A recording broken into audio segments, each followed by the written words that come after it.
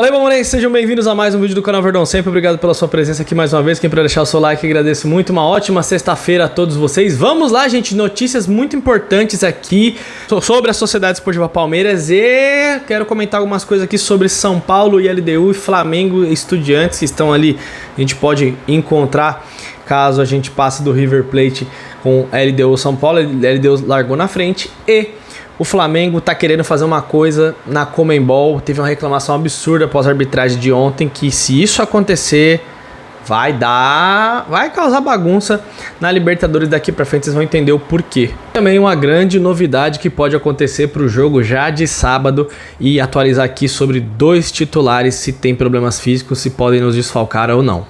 E lembrando, você quer cuidar melhor das suas finanças, no primeiro comentário na descrição, se cadastra no Jota, galera. É uma inteligência artificial, um sistema financeiro que você controla suas contas tudo pelo WhatsApp. Isso mesmo, você pode fazer isso.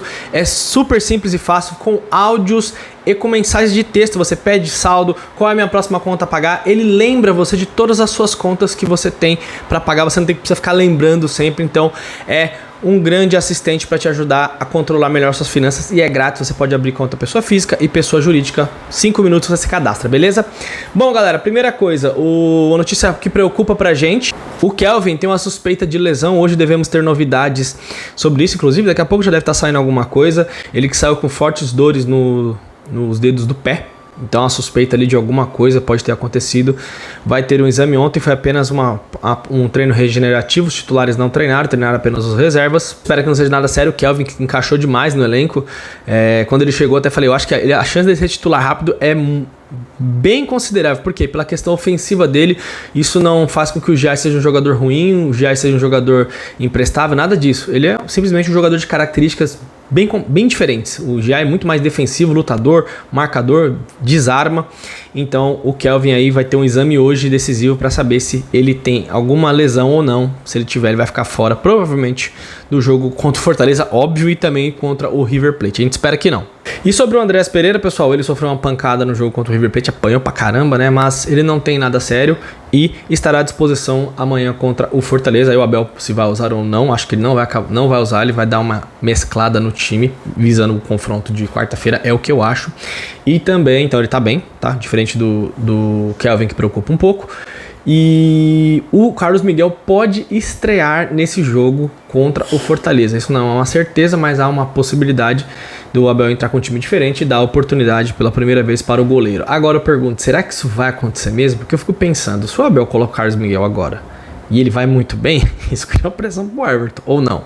Mas vamos aguardar. O Abel, que já em alguns momentos já deu chances para o Marcelo Lomba, e agora me parece que aquele papo de que o Carlos Miguel é o terceiro goleiro foi simplesmente só falou na coletiva por falar, não é a verdade. A verdade do momento é que o Carlos Miguel vem treinando muito bem. Será que teremos estreia no sábado? Vamos aguardar. Outra coisa bem legal, uma entrevista que o Paulinho deu, falando que tá evoluindo na sua recuperação. O Palmeiras não colocou prazos ainda. O Palmeiras sempre faz isso, né? Ele falou que o Bruno Rodrigues jogaria apenas em 2026. E ele entrou em campo contra o Internacional na semana passada. O Paulinho é aquele negócio. Tá se recuperando bem, o procedimento tá indo, ele falou que tem uma certa dificuldade ali, mas ele tá evoluindo. Então, de repente, se ele avançar, aí o Palmeiras pode até contar com o Paulinho já esse ano. Eu já tinha comentado isso com vocês. Em novembro pode ser que ele esteja à disposição. Claro que 100% só quando você retomar o ritmo de jogo. E uma coisa que ele chamou a atenção, ele falou que sabe que investiram muito dinheiro nele, no Vitor Roque, e que o Palmeiras é o primeiro time que ele se sente tranquilo para trabalhar. Que essa pressão não vem tanto nele assim. Pressão existe por jogar em time grande, mas ele disse que a blindagem que a diretoria e a comissão técnica dá pro jogador, ó, fica tranquilo, você custou isso aqui e tal, a gente teve condição de pagar, joga o seu futebol. Ele falou que não teve essa tranquilidade em nenhum clube.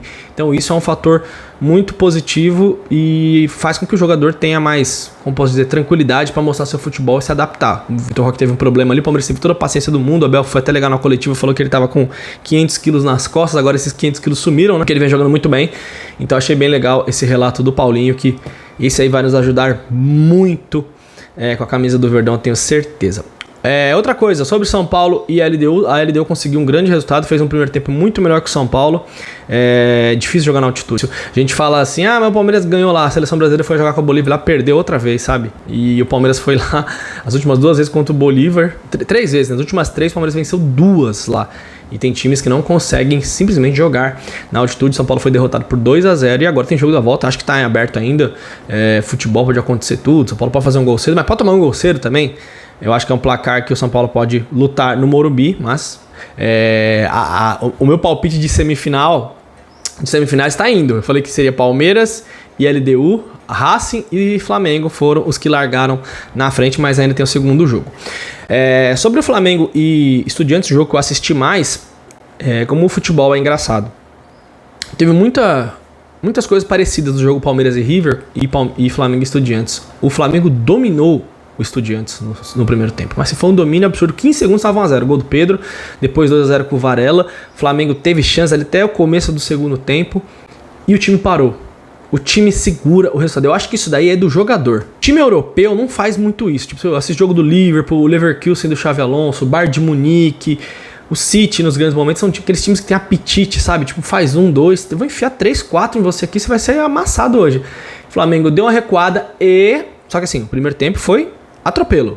Foi igual o primeiro tempo do Palmeiras contra o River Plate, só que eu acho o River um time melhor que o Estudiantes. E aí, no segundo tempo, teve uma expulsão do Plata. E, vamos ser sinceros aqui, sem clubismo nenhum, não foi nada, né? O jogador do Estudiantes chutou o Plata e ele tomou o segundo cartão amarelo, não pode ter revisão, foi expulso, o Flamengo ficou com 1 a menos e aí faltou a capacidade de se defender bem ali e tudo. O Flamengo acabou recuando mesmo. Eu falo de capacidade de time europeu, porque o Real Madrid, acho que no jogo contra o Marseille e no outro jogo do Campeonato Espanhol tava com 1 a menos e ganhou os 2 jogos. Porque são times com uma confiança absurda. Por isso que quando fala aquele negócio, Flamengo é um Bayern, aquilo é uma loucura, gente. Só quem é torcedor muito fanático pra acreditar nessas coisas. E o Estudiantes consegue o seu gol no final do jogo. E tá em aberto, 2-1. Vamos relembrar aqui, nas últimas Libertadores da América, o Flamengo perdeu pro Peñarol e pro Olímpia, que são times até inferiores a esses Estudiantes. Então tá tudo em aberto para os confrontos da volta, de todos os confrontos. Acho que até o do São Paulo também, que tomou o maior prejuízo de 2 gols de diferença. Então o Flamengo teve um grande primeiro tempo, não conseguiu fazer os gols. Então assim, quando você joga muito bem, o futebol, ele é um esporte meio cruel. Nas oportunidades, você tem que fazer 3, 4, tem que matar o jogo. Aí você tá ganhando 2-0, uma baita de uma vantagem, você toma um gol ali, meu amigo. E no final quase tomou um empate o Flamengo, igual o Palmeiras. Então, olha só, quando você tem meio que a chance, você tem que acabar com o adversário. E agora eles acabaram tomando um gol. E o Felipe Luiz detonou o árbitro, o José Boto falou um monte, vai fazer representação na Conmebol. E o que tá me chamando a atenção é o Flamengo vai tentar, junto à Conmebol, como tá aqui no GE, a anulação do cartão do Plata. Porque em 2018 já aconteceu isso, em algum caso, então agora eles vão tentar fazer essa anulação junto à Conmebol, comprovando lá, olha a imagem aqui, e aí o Plata poderia jogar o jogo da volta. Eu acho que se fizerem isso, vira zona, tá? Parece que teve o caso do Dedé contra o Cruzeiro, Boca Juniors e Cruzeiro, que eu lembro que ele deu uma cabeçada no como era o nome daquele goleiro?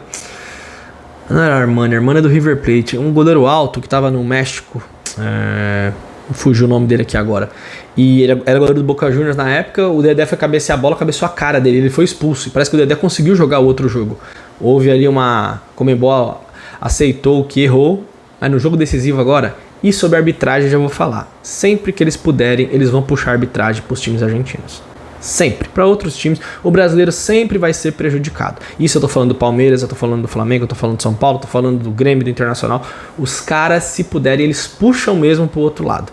Palmeiras e River, a gente viu várias faltas invertidas. Eles poderiam ter dado mais cartões pro time do River Plate, até expulsado o jogador que pegou o Andrés Pereira do meio de campo. E o que aconteceu ontem no Maracanã foi um erro absurdo. E, repito, a gente não quer arbitragem ruim, a gente quer que o juiz passe despercebido, mas a gente sabe que tem essa puxada pro lado dos caras. Então os times brasileiros que fiquem ligados na próxima semana, porque na dúvida, o juiz ia dar pênalti no jogo Palmeiras e River Plate. Ele ia dar pênalti do Everton no Montiel, ele só não deu porque estava impedido. Então o impedimento mais uma vez salvou a gente contra o River Plate, incrível, né? Mas acho que isso aí não vai virar nada, não vai dar nada, mas se eles conseguirem, vai virar uma bagunça, porque aí um time sempre pode, porque a regra pra mim tem uma brecha muito grande. Se você dá o segundo amarelo, o VAR não pode chamar. Então se não foi nem falta o juiz expulsar, você não pode chamar. É um erro gigante, porque o jogador pode tomar um cartão amarelo que nem foi amarelo e o juiz errou. Aí ele vai lá dar um segundo amarelo que não foi falta, ou não foi uma falta para cartão, e ele é expulso e o VAR não pode corrigir. Então é uma brecha que precisa ser arrumada urgentemente, na minha visão, na regra. É o que eu acho. Bom, deixe seu comentário que é muito importante. Tamo junto, galera. Uma ótima sexta-feira, aqui é Verdão sempre. E agora pensamento no Fortaleza. E não dá pra desligar de quarta-feira que vem, né? Incrível. Grande abraço, é nóis.